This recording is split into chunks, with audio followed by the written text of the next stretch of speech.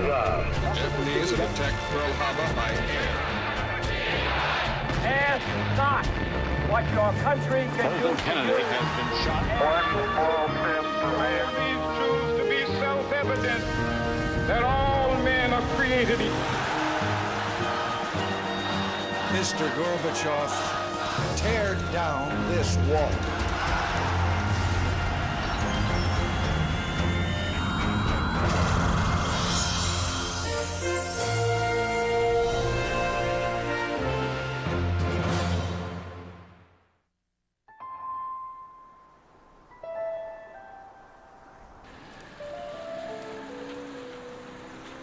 On the first Sunday in December 1941, Americans were doing what Americans did on any normal Sunday.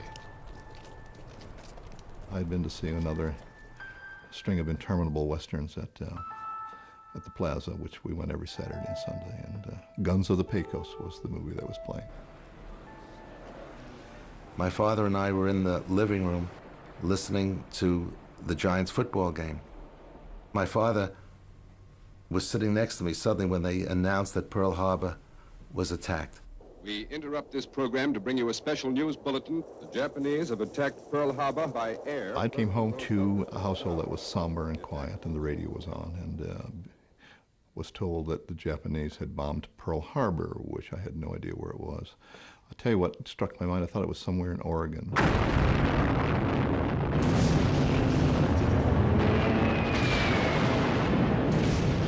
Soon every American would know that over 2,000 of their countrymen had perished in the Japanese attack on Hawaii's Pearl Harbor, and that nearly half the U.S. fleet had been destroyed.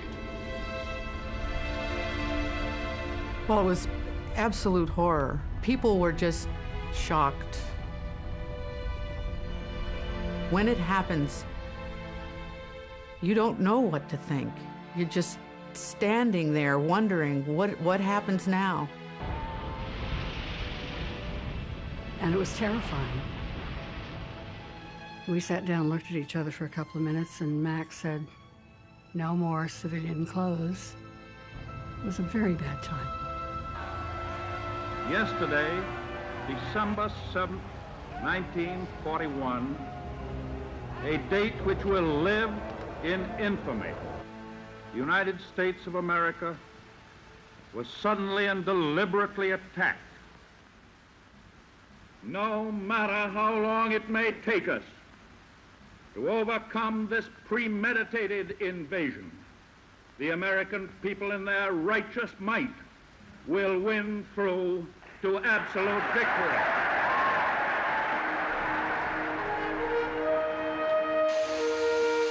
President Roosevelt told an America shocked out of its isolation and innocence that in order to win this war, every man, woman, and child would have to become part of the fight.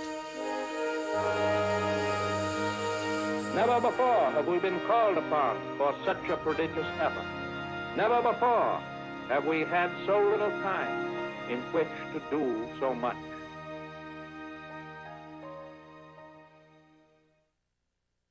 We may forget at the end of the century that America in the early 1940s was far from a superpower. Its army was ranked 19th in the world, behind Holland and Portugal.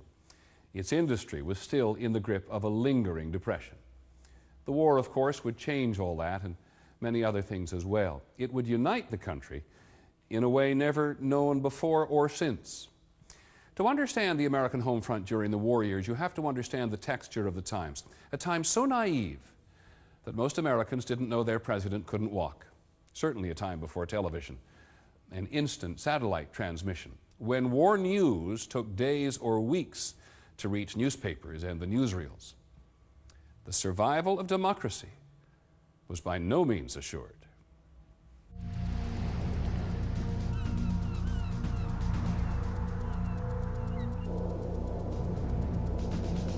I remember as a young boy, fear of the Japanese, that submarines were going to come up in Santa Monica, and there was a lot of fear then.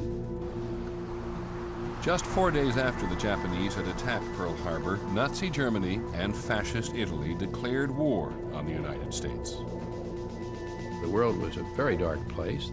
The German U-boats were sinking tankers right off the coast of Florida and New Jersey, within sight of bathers on the beach. The oceans, which had historically kept America invulnerable, had been penetrated by enemies from both east and west. We had to destroy those people to save ourselves and to save the United States. Then we all rushed off to the recruiting stations. Everybody I knew who was my age or close to it was in the services. If you were brave, you were in the Marine Corps. Everybody was in one thing or another, and almost all of us were in the Army. The Axis had to be defeated, and we knew that nobody was going to do it except us. Yeah, my father went to war, and he was managed a little grocery store, IGA grocery store, and he went to Springfield, Missouri to go through basic training. Volunteers and draftees shed their civilian identities in basic training camps that united grocers from Kansas with mechanics from Monterey and bookkeepers from Brooklyn. Within 6 months, many would be sent to battlefields around the world, leaving behind parents, wives, and children. I really adored my father. I mean, it was I admired him, I loved him, he was a wonderful father. And, the thought of life without him was, unimaginable to me. It was sort of the hand one was dealt, and your father was going to war in a good cause. And I was very proud of him.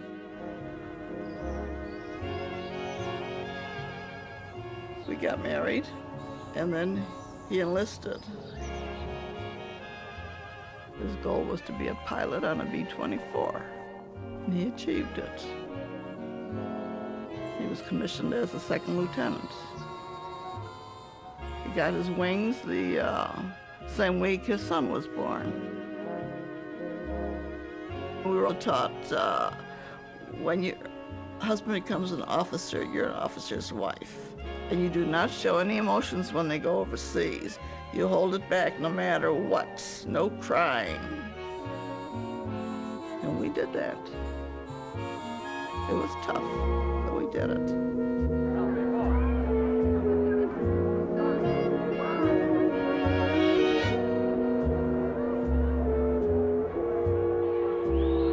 From an army of 300,000 in 1940, American armed forces would swell to 15 million.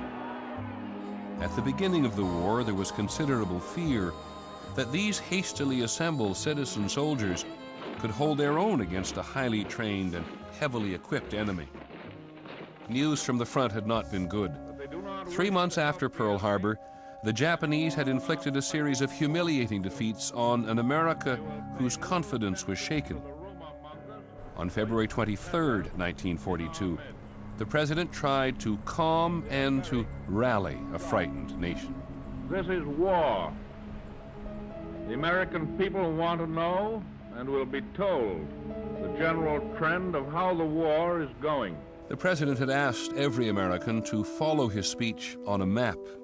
I had huge maps on my wall from the backs of newspapers. I marked it with crayon, and I remember putting arrows and X's and circling towns. We Americans have been compelled to yield ground, but we will regain it. I remember his confidence and the tone of his voice and the closeness that you felt to him. He was a beacon of light. Oh boy, when he came on the radio.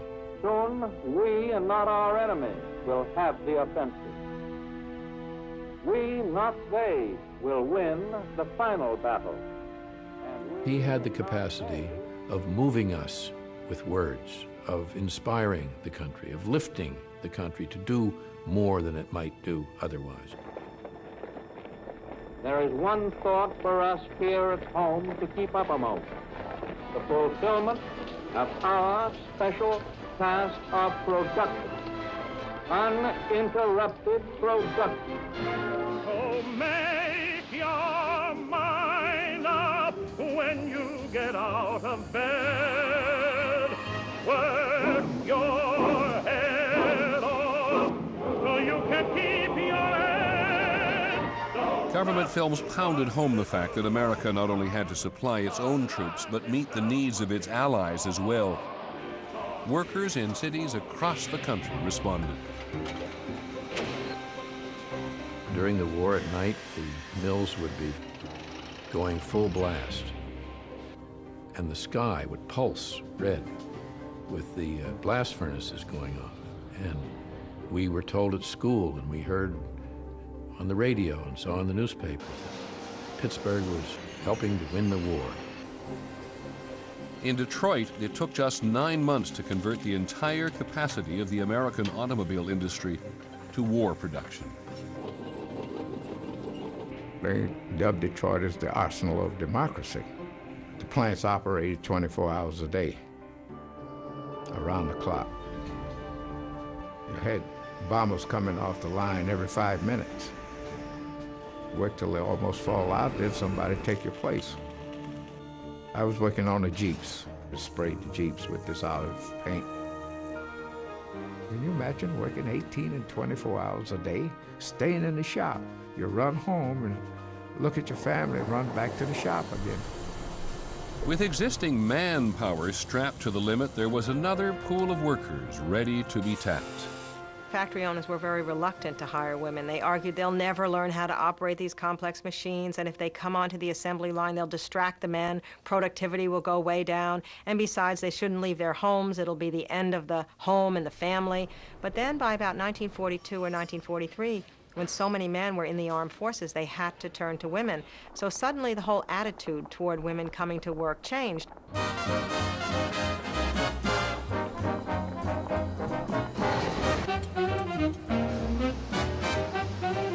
Between 1940 and 1944, the number of women in war-related industries rose 460% to a high of 19 million, a full third of the entire civilian workforce. Half of those women were wives and mothers who had never held jobs before. My mother was a nice lady who baked and cooked and cleaned house and whacked her kids around to make sure they stayed in line. And suddenly, she's running a machine at an aircraft factory. She felt she needed to do something. I think there was an underlying, unexpressed kind of patriotism, not the kind that waves flags, but it was the kind that loved our lives, that loved our country, and we all worked for one reason, to get those airplanes in the sky. In Boeing's Seattle plant, half the workers were women. In just 4 years, they turned out over 12,000 B-17 bombers. They call it the Flying Fortress. Most awesome plane. Oh, what a feeling of accomplishment. Even if you only did the riveting and on part of it, they couldn't have done it without you. I became an ABS welder, top of the line. I wore a leather suit. I had a helmet with glasses through it. I pulled this down, I could see through the glass in the helmet. I had a acetylene torch to join pieces of steel together. I was determined that I was going to build ships to show Japan that we would hit back.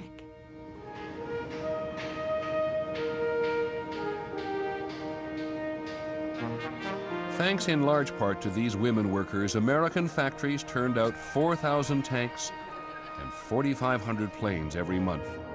And ships, which used to take 1 year to assemble, were now being completed in 17 days. Production expectations were not only being met, they were being surpassed. The war years at home, said First Lady Eleanor Roosevelt, were no ordinary time, and no time for weighing anything except what we can best do for the country. Beyond the sacrifices, large and small, being asked of every American, the social fallout from the war's demand for men and material would change America forever. The American family would be restructured as mothers now left their homes and children to do their part on the nation's assembly lines. There was this thing called the war effort, and it took on a life of its own. You had to be doing something for the war effort. Lights out up there! My father was an air raid warden, and when Patrick Joseph Shine, said on Lancaster Street in his rich Irish tenor voice, "Lights out." The damn lights went out all over the neighborhood. Name, please. Bud Abbott. Costello's mine. You don't understand. Hollywood stars left stateside did their part too, becoming pitchmen for war bonds. Bond.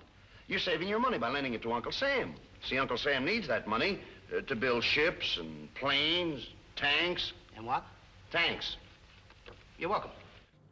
Virtually everyone would do something for the war effort. At the very least, that meant adjusting to the rationing of a slew of items formerly taken for granted.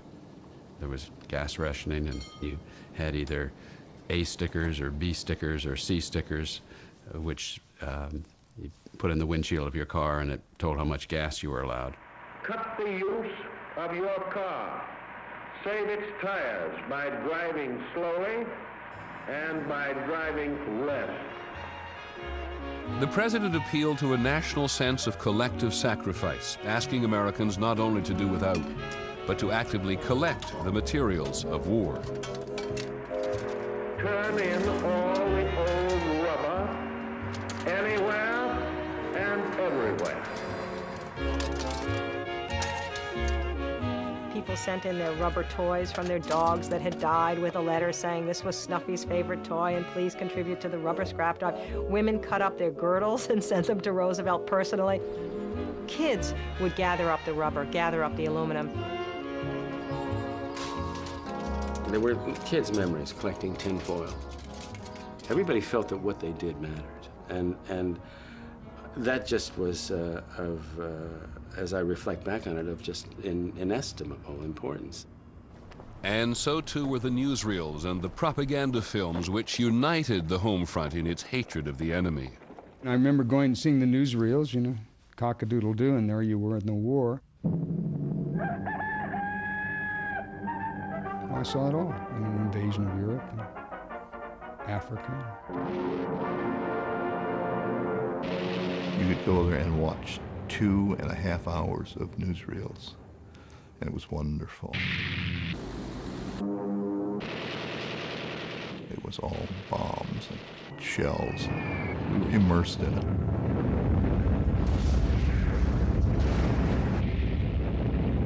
You had to hate the enemy. I mean, the Germans were despicable. The Japanese were indefensibly horrible.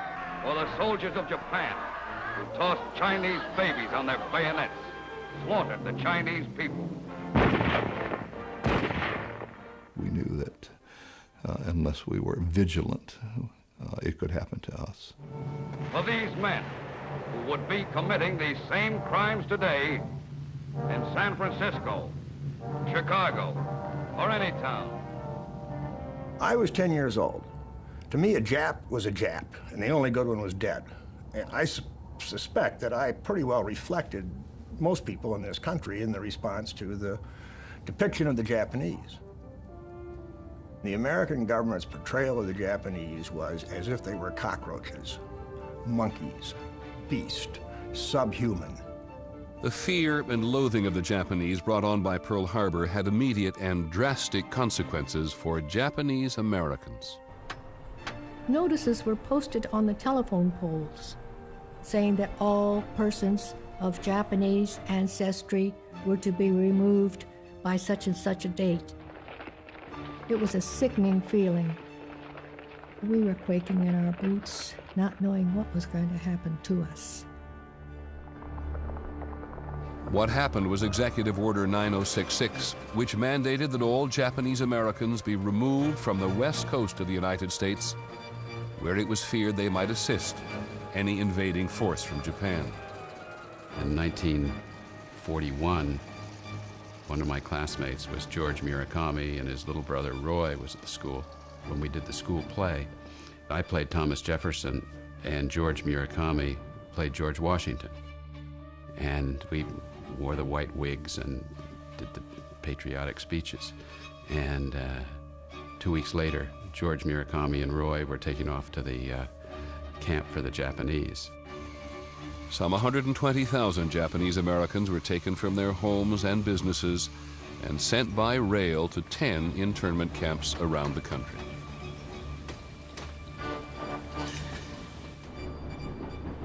everybody was beginning to settle down on the train.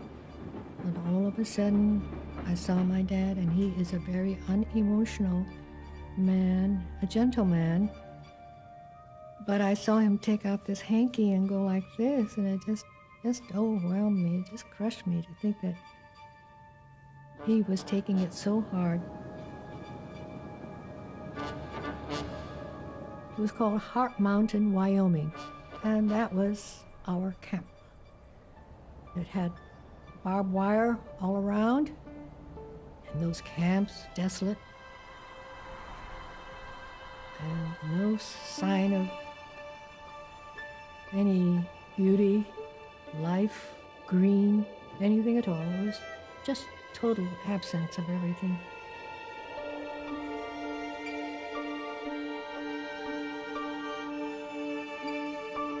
One of the few government officials who objected to the internment of Japanese Americans was FBI Director J. Edgar Hoover. He said the camps were the unnecessary result of wartime hysteria. The fact that we were going to be incarcerated in these camps is a devastating feeling. These images are from home movies taken by Japanese Americans forcibly held in the camps. They reveal glimpses of what historians would later call one of the greatest civil rights violations in all of American history.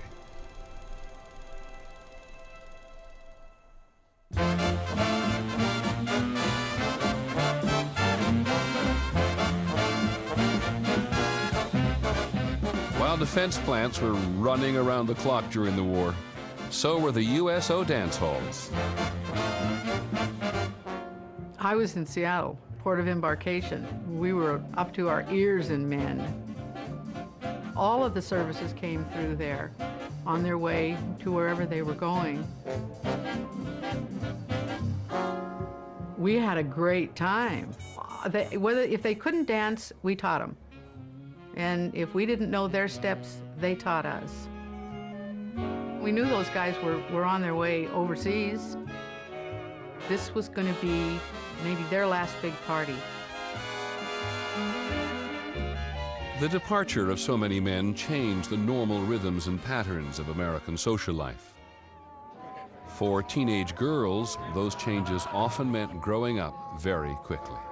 Teenage girls were more precociously sexual in some ways in the 40s than they'd been in the 30s, in part because their young boyfriends were going off to the war and they might never see them again.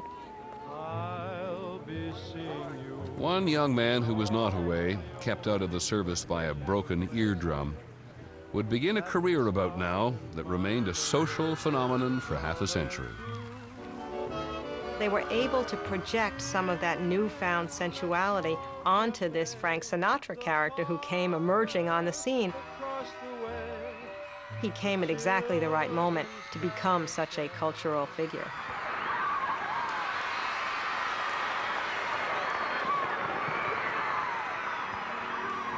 Night and day, you are the one. He was an idol.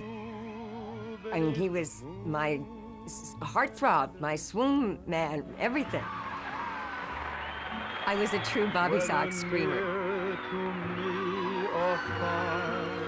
The men at the time were less enamored of Sinatra. The Army newspaper, Stars and Stripes, observed, mice make women scream too.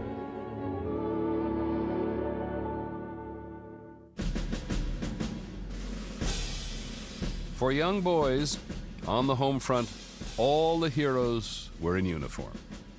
I remember being jealous that I didn't have an older brother. And I remember seeing these kids come to school with patches on their jackets that their brothers had sent them and souvenirs that they had sent from overseas. And I thought, God, I felt deprived because I didn't have an older brother who would send me patches and send me souvenirs and send me a German helmet. We lived for the war movies. I mean, we fought that war in the East End Theater and the Plaza Theater and the Lakewood Theater. We'd go to Saturday serials, and at that time, there were a lot of war movies, like Wake Island.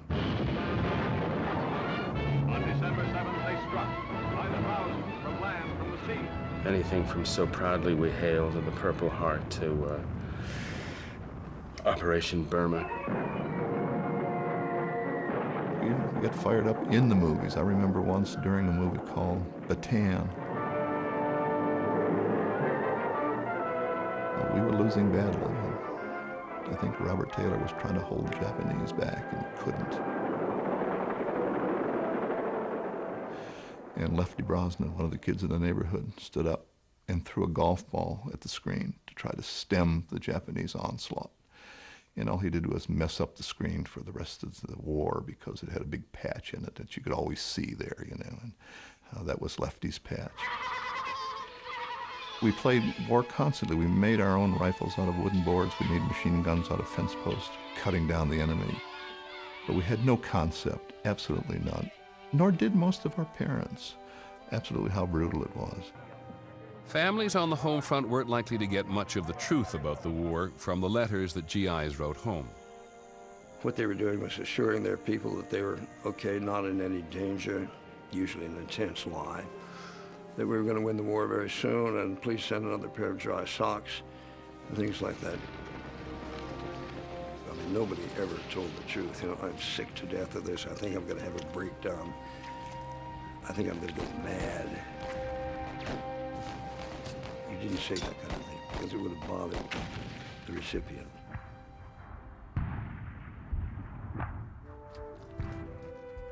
American soldiers were fighting and dying on 3 continents. There had been victorious but costly battles in the Pacific, North Africa, and Italy. By the end of 1943, American casualties had surpassed 100,000.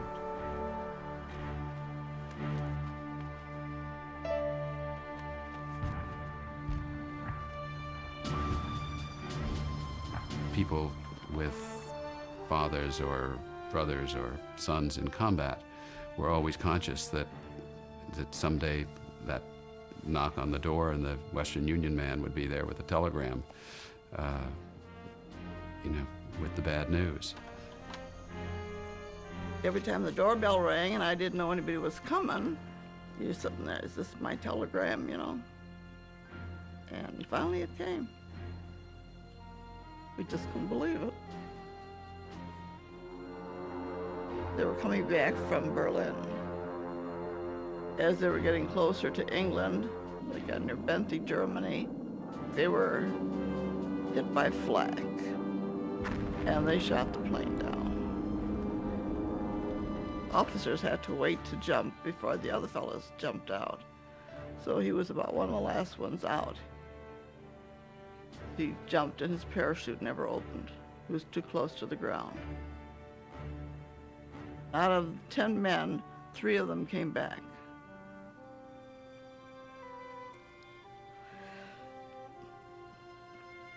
My whole world ended.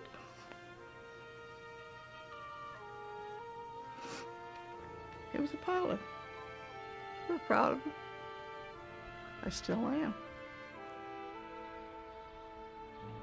This was increasingly familiar on the home front.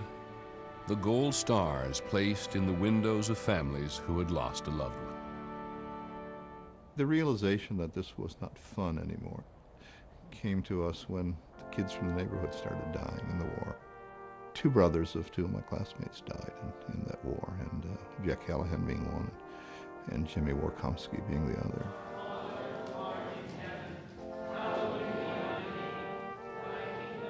It was a small neighborhood and it was a small parish. So then I found myself being thankful that I didn't have a brother who was at risk, that I wouldn't have to sit with my mother while she wept in church while they played taps and folded the flag and gave it to her.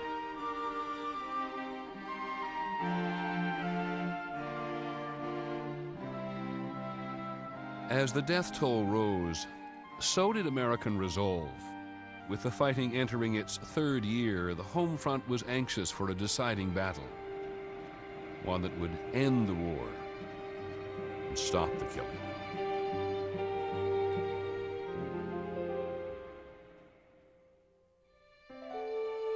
By the spring of 1944, the home front was obsessed with questions over when and where the war's decisive battle would take place. I remember my great uncles, and they all were wheat farmers. There were 10 of them. And I remember them all coming and being around literally the apple barrel and eating pickles and having toothpicks and having a map of the war and figuring what the next move is going to be. Those were big meetings. The next move, under the direction of General Dwight David Eisenhower, would be the largest military operation in U.S. history. Hundreds of ships, thousands of planes produced on the American home front would transport American and other Allied soldiers across the English Channel to the French beaches of Normandy. The invasion the world had been waiting for began in the quiet early hours of June the 6th, 1944.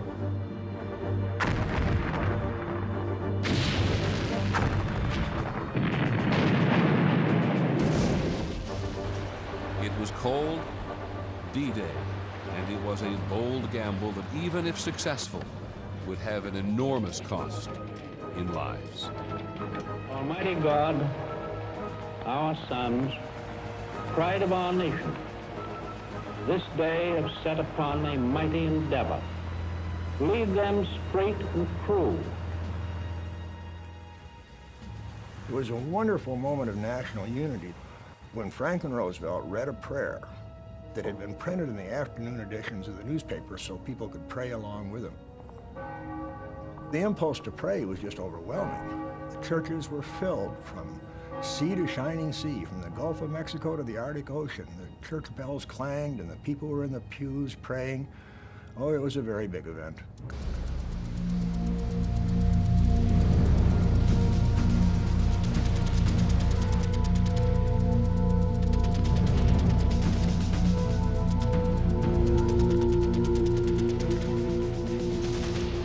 The country had pulled itself together to make this invasion possible.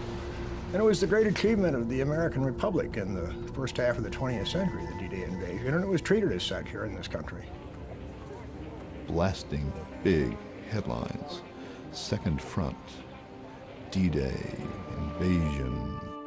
It meant we were now invaded the European continent, and it was the beginning of the end.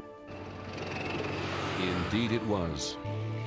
The Allies were now fighting their way across France. And just 2 months after D-Day, Paris was liberated.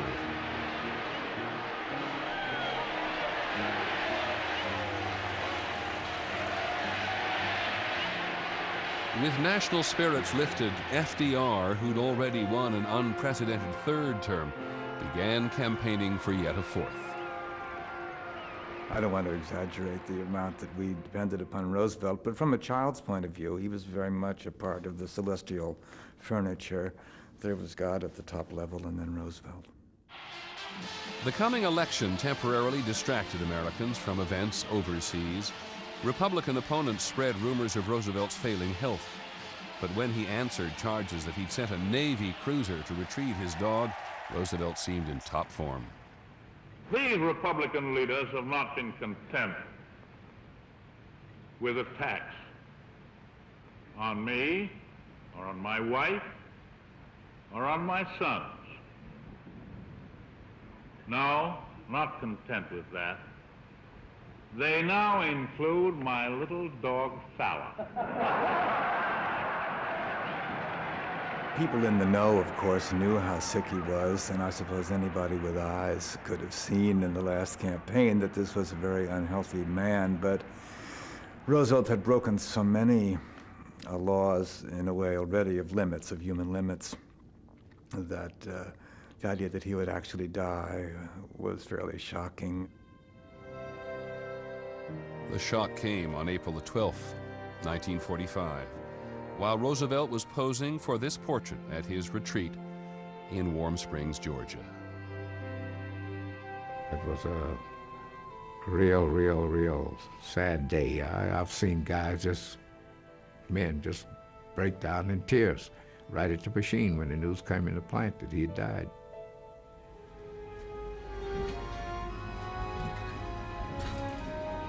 You could see the impact that his life had made on the American people when that famous train ride took place. from Warm Springs, Georgia to Washington, D.C. Hundreds of thousands of people came out just to watch his body go by on the train, simply as a tribute to the fact that this man had been their leader through the two greatest crises of their lives, the Depression and then the war itself.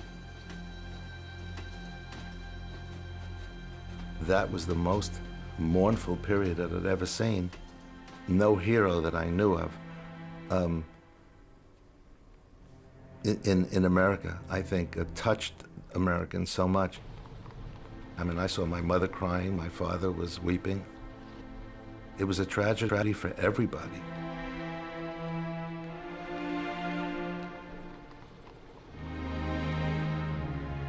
When Franklin Roosevelt died, it was as if the presidency had died, because we had never known another president. He'd been president all my life, and just assumed he would always be president. It was shattering.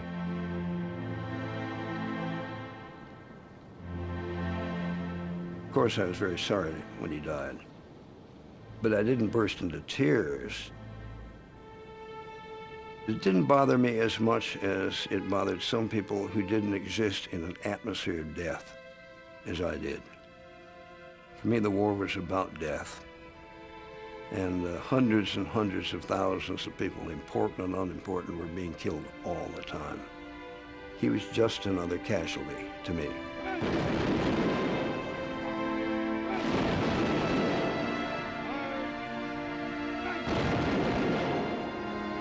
The weighty burdens and responsibilities of the presidency fell to Harry Truman, who had been vice president for only 82 days.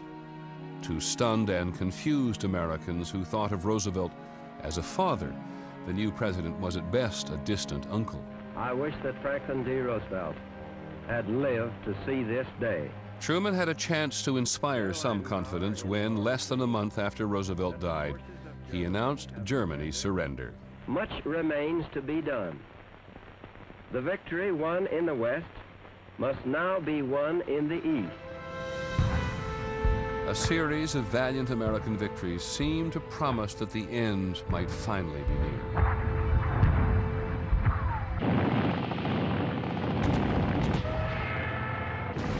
Japan knew Japan was defeated, and we knew Japan was defeated. The question was, would they surrender? And the Japanese did not surrender. And the closer we got to the mainland islands of Japan, the higher the price became in blood.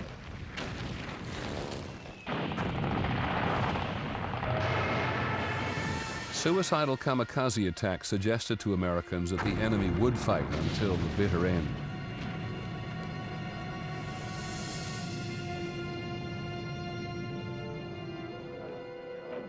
In July of 1945, the Allies met at Potsdam, and they issued an ultimatum to Japan: unconditional surrender or utter destruction.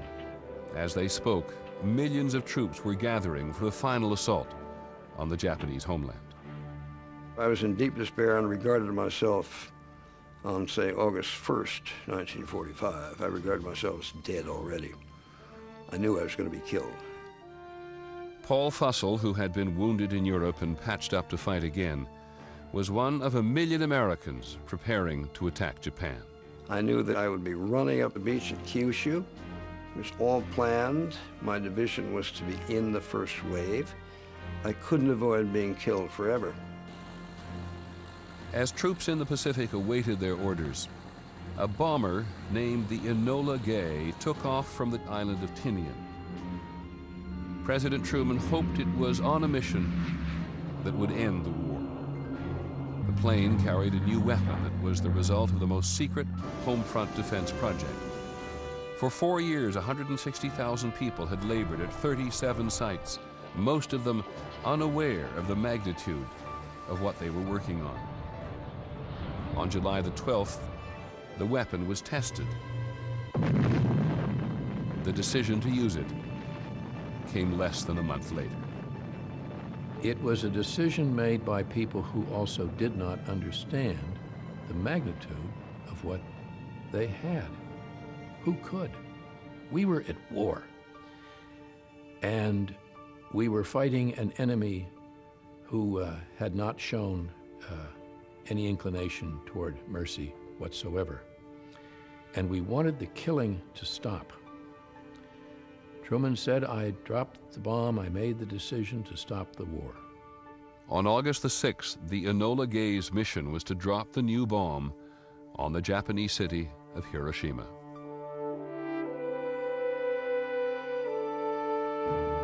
I remember hearing on the radio that an atom bomb had been dropped.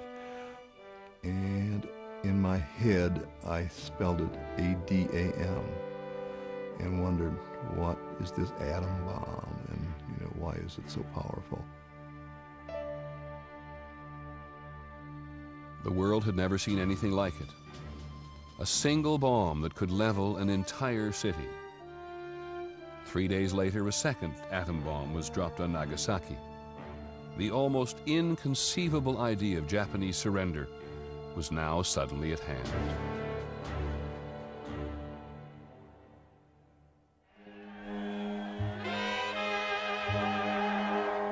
The news came on August the 15th, 1945. Japan had surrendered. I was at Fort Dix, New Jersey, thrilled that the war was over, that I didn't have to fight. They were going to send me to machine gun school, but there was nobody to machine gun anymore.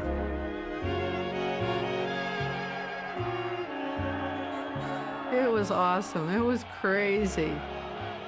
Everyone was screaming and laughing and yelling, and it was wonderful. War was over. Done. Finished. We won. We were so happy. I had to retire to my little tent, close the curtain, and just sit there and cry for several hours.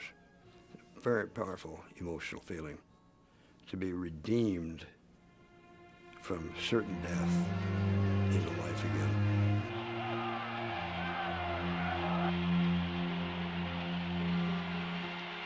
I was glad it was over. I didn't go downtown or anything like that. For me, it was over a long time ago, right?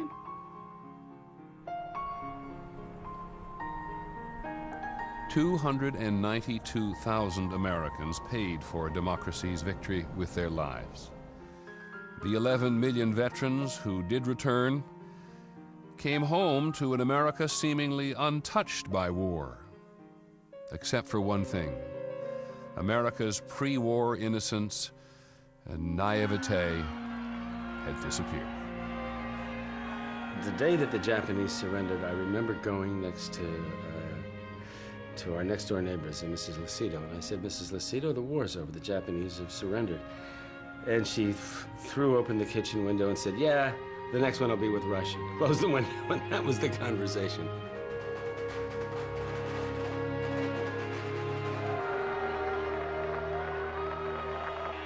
In the sweet afterglow of victory, few could have imagined that peace indeed would be very short-lived.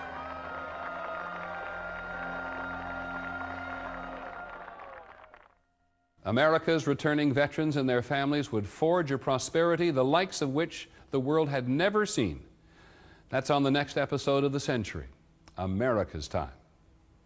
I'm Peter Jennings. Thank you for joining us.